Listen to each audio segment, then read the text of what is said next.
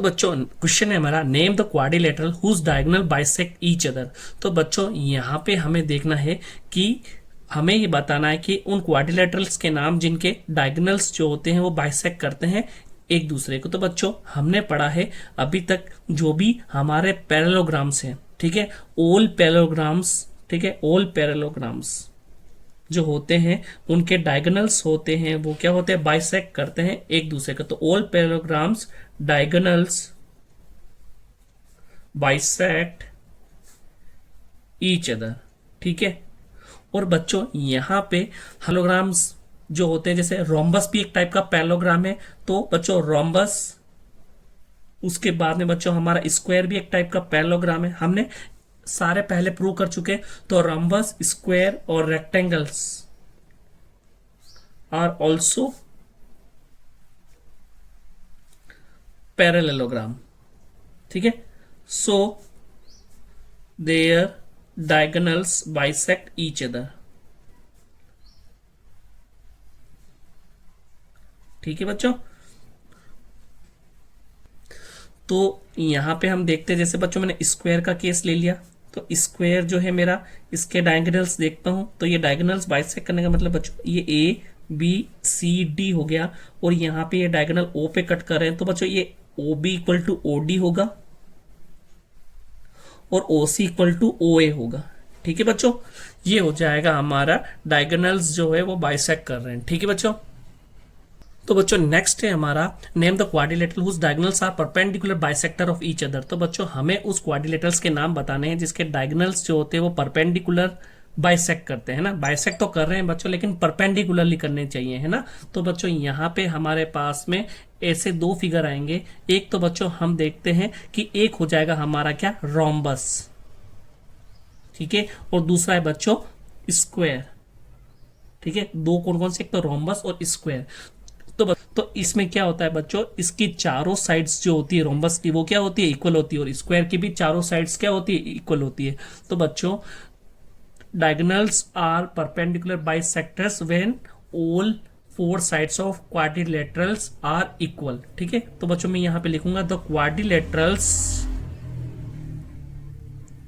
तो बच्चों मैं यहां पे लिखूंगा द क्वाड्रिलेटरल्स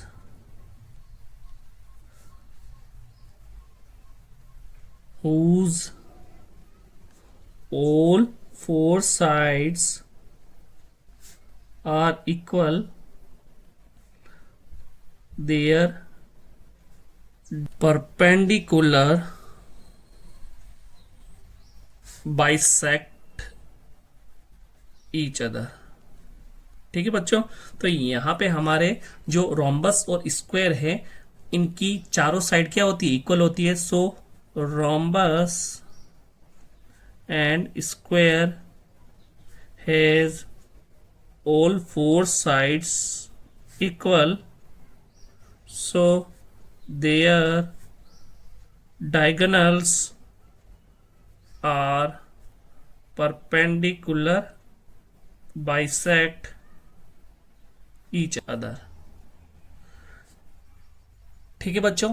तो यहां पे हमारा जो ये क्वेश्चन है उसका सेकंड पार्ट कंप्लीट हुआ। इसके बाद बच्चों हम देखते हैं थर्ड पार्ट। बच्चों यहां पे हमें quadrilateral whose diagonals are equal, तो हमें यहां पे उन दो क्वाड्रिलेटरल्स के नाम बताने हैं जिनके डायगोनल्स क्या होते हैं, इक्वल होते हैं, ठीक है बच्चों। तो diagonals of a quadrilateral are equal if it's all angles are equal. तो बच्चों यहां पे हमें बताना है name the quadrilateral whose diagonals are equal. तो बच्चों the diagonals of a quadrilateral, the diagonals of a quadrilaterals are equal if all the angles are equal। मतलब कि बच्चों diagonals of a quadrilateral equal होंगे अगर उसके सारे एंगल क्या होंगे, इक्वल होंगे, ठीक है बच्चों। हम बात करते हैं किसकी, रेक्टेंगल की और स्क्वायर की। तो बच्चों रेक्टेंगल और स्क्वायर इन दोनों के जो डायगोनल्स होते हैं वो इक्वल होते हैं। तो बच्चों यहां पे लिखेंगे the diagonals of rectangle and square are equal। ठीक है, तो बच्चों इसके जो एंगल होते हैं ना, चारों एंगल, वो क्या है 90 डिग्री के, और स्क्वायर के भी चारों एंगल क्या है 90 डिग्री के। मतलब all angles of rectangle and square are equal, so their diagonals are also equal. ठीक है बच्चों, तो बच्चों यहां पे आप लिख सकते हो कि the angle of rectangle and square is equal, so the diagonals of rectangle and square are also equal। ठीक है बच्चों, पास में क्वेश्चन नंबर 5 है, explain why a rectangle is a convex quadrilateral. तो बच्चों हमें पता है कि कॉन्वेक्स क्वाड्रिलेटरल की डेफिनेशन क्या होती है। हमने बच्चों शुरू में पढ़ा था कि कॉन्वेक्स क्वाड्रिलेटरल वो क्वाड्रिलेटरल्स होते हैं जिनके डायगोनल्स होते हैं वो इनसाइड लाई करते हैं। तो बच्चों the diagonals of convex quadrilateral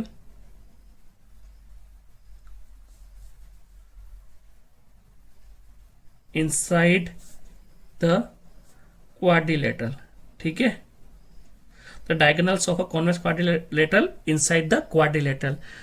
अब बात करते हैं बच्चों रेक्टेंगल की। तो rectangle has two diagonals.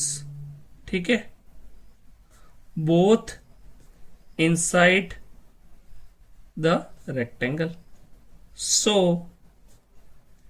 It is convex quadrilateral. ठीक है बच्चों, it is a convex quadrilateral. तो देखना यहां पे हमारे पास में ये देखना ए बी सी डी क्या है, मेरे एक रेक्टेंगल है, इसके डायगोनल बी डी और ए सी है। तो बच्चों यहाँ पे डायगोनल्स जो होते हैं वो इनसाइड द रेक्टेंगल है, इनसाइड द रेक्टेंगल है। ठीक है बच्चों, बीसीडी जो होगा वो हमारा एक कॉन्वेक्स क्वाड्रिलेटरल होगा। ठीक है, और एबीसीडी क्या है यहाँ पे रेक्टेंगल है। ठीक है, तो बच्चों यहाँ पे हमने एक्सप्लेन किया why rectangle is a convex quadrilateral. तो हमें यहाँ पे क्या करना है कि हमें ए बी सी एक राइट एंगल ट्रायंगल है, ये गिवन है। तो बच्चों मैंने यहाँ पे क्या लिखा, ए बी सी। ठीक है, ये एक राइट एंगल ट्रायंगल है, और बच्चों and O is the mid point of the side opposite to the right angle. तो बच्चों राइट एंगल यहाँ है, तो इसके अपोजिट यहाँ पे ओ जो है वो मिड पॉइंट है। कहने का मतलब ओ ए और ओ सी इक्वल होगा बच्चों। ठीक है, उसके बाद explain Y O is equi distance from A B and C. तो बच्चों आपको ये एक्सप्लेन करना है कि जो ओ है वो equi distance from A B और सी क्यों है। ठीक है बच्चों, तो आप देखिएगा बच्चों यहाँ पे हमें क्या करना है, सबसे पहले हम लिखेंगे गिवन किया है। ठीक है, तो बच्चों a right angle triangle given है हमें। ठीक है, right angle triangle A B C. ठीक है, और O is the mid point, तो O is the mid point of AC। ठीक है, O is the mid point of AC हो जाएगा बच्चों। इसके बाद में हमको टू प्रूव है ना, टू प्रूव क्या करना है, हमें ये प्रूव करना है O is equi distant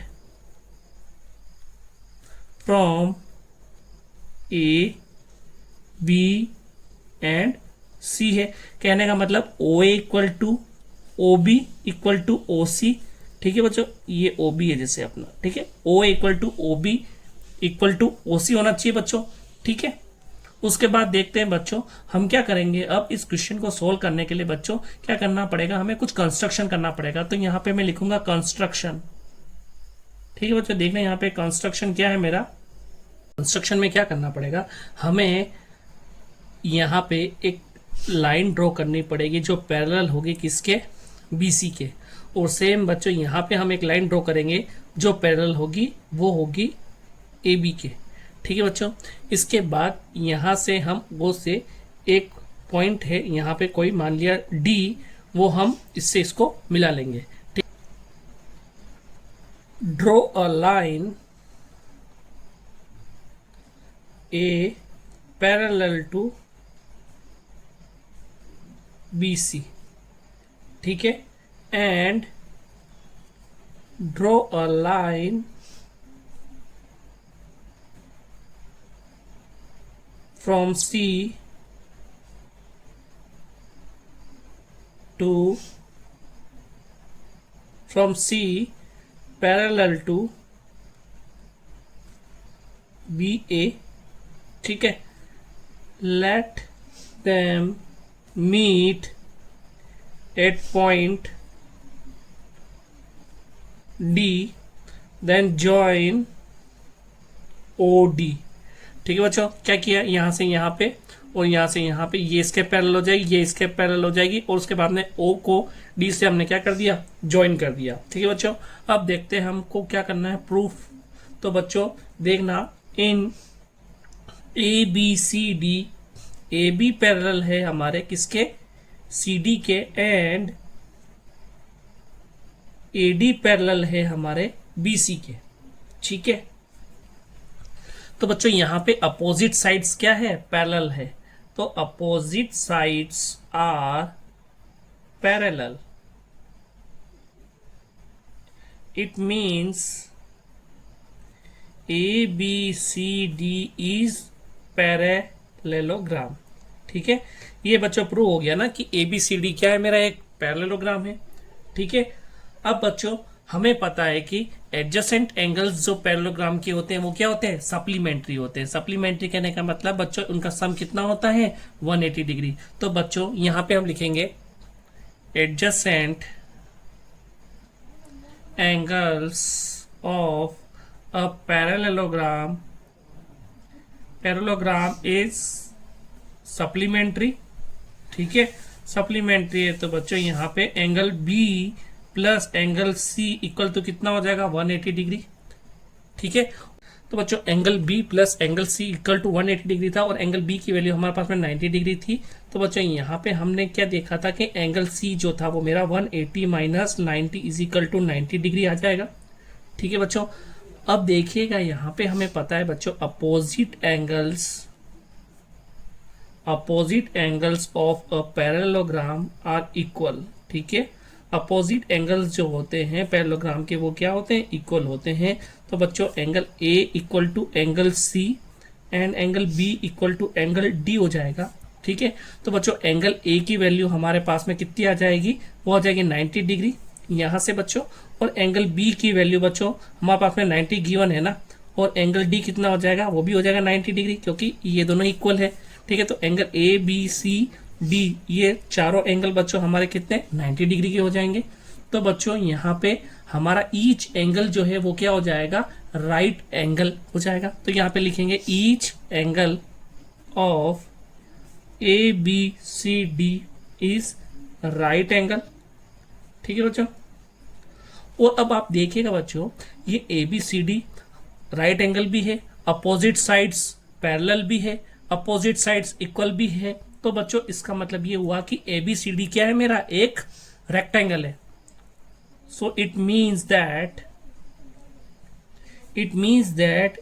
A B C D which is parallelogram is also rectangle. ठीक है बच्चों, तो ए बी सी डी हमारा जो पैरेललोग्राम है वो एक रेक्टेंगल भी है।